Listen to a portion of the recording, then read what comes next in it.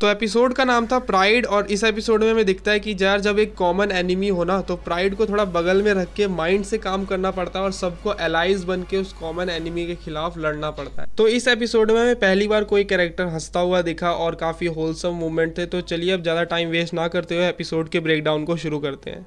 Episode की शुरुआत एक फ्लैशबैक सीन से होती है जहाँ पे हमें दिखाया जाता है सर्वे कॉप्स, या अब मैं कहूँ तो येगिरिस्ट के जो सोल्जर्स होते हैं वो हांजे और लिवाई के पीछे लगे होते हैं। हांजे उन दोनों को मार देती है, उसके आंखों में आंसू भी होता है अपने फॉर्मर कॉमरेड्स को मारने का। उसके बाद जब वो मेक श्योर कर लेती है कि अब यहाँ कोई हमारा पीछा नहीं कर रहा, वो लिवाई के फेस को अनकवर करती है और उसके ऊपर थोड़े टाँके लगाती है, क्योंकि हमें पता है लिवाई की हालत अभी काफ़ी ज़्यादा बुरी है। मैंने पहले भी कहा था कि अगर वो वॉर में होगा तो ज़्यादा कुछ कंट्रीब्यूट कर नहीं पाएगा।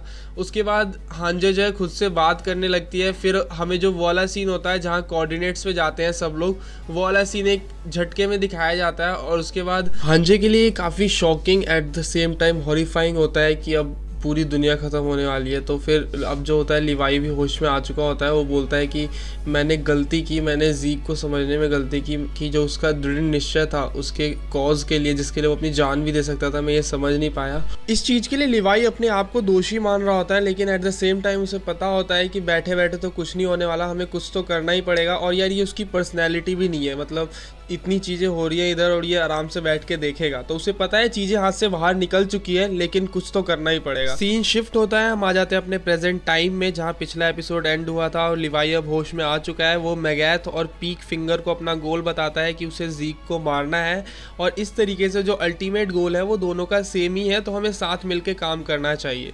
मैगैथ जिस पे एक फिरकी लेता है वो बोलता है लिवाई एकरमैन, जिसकी पावर्स की चर्चे मतलब 9 टाइटन के बराबरी की है, और मैं कहूँगा यार ये अटैक ऑन टाइटन यूनिवर्स का सबसे पावरफुल इंडिविजुअल है, वो इस हालत में है। तो ऐसी ही बात आगे बढ़ती है और फिर बोलता है मैं अभी इस मिजरेबल स्टेट में आपके सामने आया हूँ और आपसे हेल्प मांग रहा हूँ कि हम साथ मिलके ही एरन को या जो भी ये सब चल रहा है इसको ठीक कर सकते हैं या पॉसिबिलिटीज़ ला सकते हैं ठीक करने की।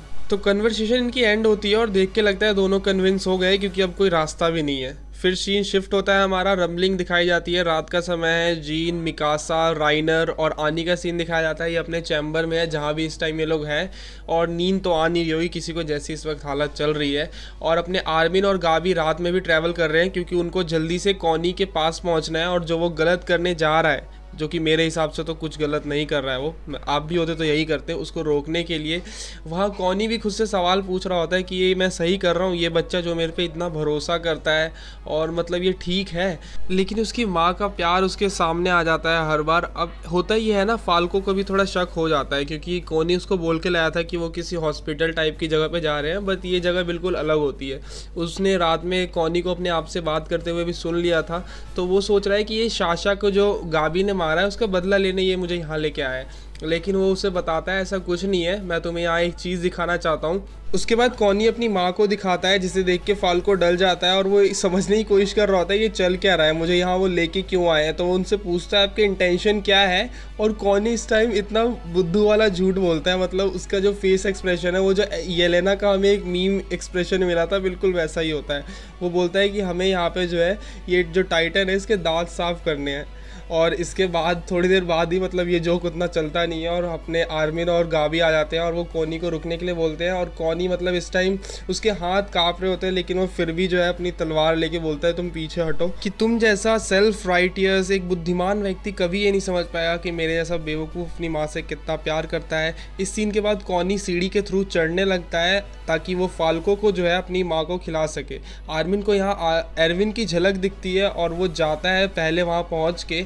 उसके बाद कुछ समझ नहीं आ रहा था कॉनी को कि ये करने क्या वाला है, लेकिन फिर आर्मिन जो है एक शॉकिंग तरीके से खुद अपनी सेक्रीफाइस कर रहा होता है ताकि फाल्को बच सके और आगे चल के एक एलाई बन सके और ये सब जो है एरन को हरा सके। मतलब वो बिग पिक्चर पे ये पूरी चीज़ देख रहा था। तो कॉनी को बिल्कुल एंड मूवमेंट पे सेल्फ रियलाइजेशन हो जाता है और वो आर्मिन की जान बचा लेता है। उसके बाद उसे रियलाइज़ होता है कि ये सब करके वो अपनी माँ की तकलीफ़ें और बढ़ा रहा होता है, क्योंकि अगर वो किसी टाइटन को इनहेरिट कर लेती तो साथ में उसकी मेमोरीज भी, और आप समझ सकते हैं मैं कहना क्या चाहता हूँ। वो याद करता है कि जब उसकी माँ बाप ने उसे यहाँ से भेजा था तब वो चाहते थे कि उनका बेटा एक ऐसा सोल्जर बने जो सबकी मदद करता हो, सब लोगों के लिए अपनी जान देता हो, लेकिन आज वो एक ऐसा आदमी बनने वाला था जो अपने दोस्त और अपने एक बच्चे की जान के साथ खेल रहा था। उसके बाद उसे ये सब चीज़ें रियलाइज़ होती हैं। वो बोलता है अब यहाँ बैठे रहने से कुछ नहीं होगा। वो कहता है कि अब वो करेगा जो उसकी माँ चाहती थी, लोगों की मदद करना, और हम सोल्जर है यार, हमारा तो काम ही यही है, जिनकी जान खतरे में है उनकी जान को बचाना। देन सीन शिफ्ट हो रहा है और यहाँ पे मिकासा और लुइस नाम की एक मेडिकल वार्ड की जो मेंबर थी उसका सीन दिखाया जाता है। लुइस के बारे में ज़्यादा कुछ मुझे भी याद नहीं, बट यहाँ पे बात ये हो रही होती है कि उसने मिकासा का जो स्कार्फ ले लिया होता है। वो बताती है कि एक बार जब वो एरन से मिली थी तो एरन ने उसे कहा था कि ये स्कार्फ जो है वो फेंक देना, तो उसने सोचा फेंकने से अच्छा है मैं इसे ले लेती हूँ। और मिकासा देन उससे वो वापस अपना स्कार्फ मांग लेती है। उसके बाद वो कुछ बड़बड़ाती है कि मैंने बिल्कुल सही किया। मिकासा इन सब पे ज़्यादा ध्यान नहीं देती, वो वहाँ से चले जाती है। इसके बाद सीन शिफ्ट होता है, हमें दिखाया जाता है रंबलिंग की लाइन में जो लास्ट टाइटन था वो भी अब ये शिगानशिमा डिस्ट्रिक्ट से जा रहे हैं, और जो मलबा उनका जो बचा हुआ है जो उनके पैरों तले कुचला है उसको लोग जो है इकट्ठा कर रहे हैं। इसके बाद हमें फ्लोज का सीन दिखाया जाता है जहाँ पे वो मार्लियन परसिक्यूशन पे स्पीच दे रहा होता है, एक बहुत ही तगड़ी स्पीच, और सबको जो है येगरिस्ट में आने के लिए जो है बोल रहा होता है। और उसके पीछे हमें जीन दिखाया जाता है जो कि देख के लगता है कि उसने अपना पूरा मूड बना ही लिया है येगरिस्ट में आने का। उसके बाद हमें पैराडाइज आइलैंड के लोगों का रिएक्शन दिखाया जाता है जो कि एरन के इस कदम से बिल्कुल खुश हैं, जो ये कर रहा है ठीक कर रहा है। अब पहले वो लोग हमें ख़त्म कर दे, इससे पहले एरन उनको ही ख़त्म कर दे, बिल्कुल ठीक है। और यहाँ पे हमें कॉनी, आर्मिन, फाल्को और गाबी दिखाए जाते हैं। और कॉनी बोलता है कि हमें सफ़र पे जाने से पहले, जो मतलब लोगों की मदद करने से पहले खुद की मदद कर लेनी चाहिए, पेट पूजा अपनी। उसके बाद हमें यहाँ आनी भी दिखाई जाती है और काफ़ी होलसम मूवमेंट होता है ये, मतलब फ़नी मूवमेंट होता है यार, अटैक ऑन टाइटन में फ़नी मूवमेंट। और हमें पहली बार सीज़न 4 में कोई कैरेक्टर मुझे हंसता हुआ दिखता है बिल्कुल खुल के, तो मेरे लिए काफ़ी ये सीन अच्छा था।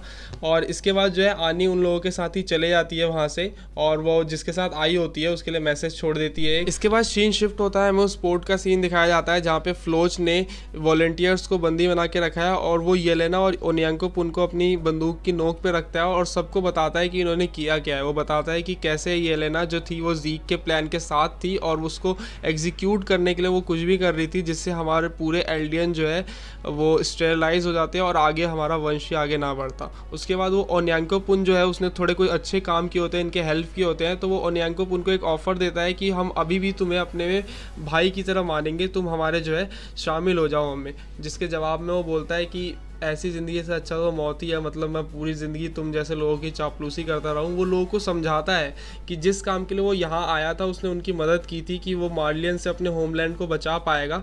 अब बिल्कुल उसका उल्टा हो रहा है, अब एरन ही उसके होमलैंड को तबाह कर देगा। तो वो बोलता है लोगों को कि सोचो ये सब कितना गलत है। उसके बाद वो जीन की तरफ देखता है और जीन बदले में उसके ऊपर बुलेट्स की 4 गोली फायर कर देता है, और बाद में पता चलता है उसने उसके ऊपर फायर नहीं किया है, मिस फायर किया है, मतलब उसके और येलेना के बीच में। और इसके बाद ये एक तरीके का सिग्नल होता है, जिसके बाद कार्ड टाइटन आ जाती है और वो जीन, येलेना और ओनियांकोप उनको अपने मुंह में रख के वहाँ से चले जाती है।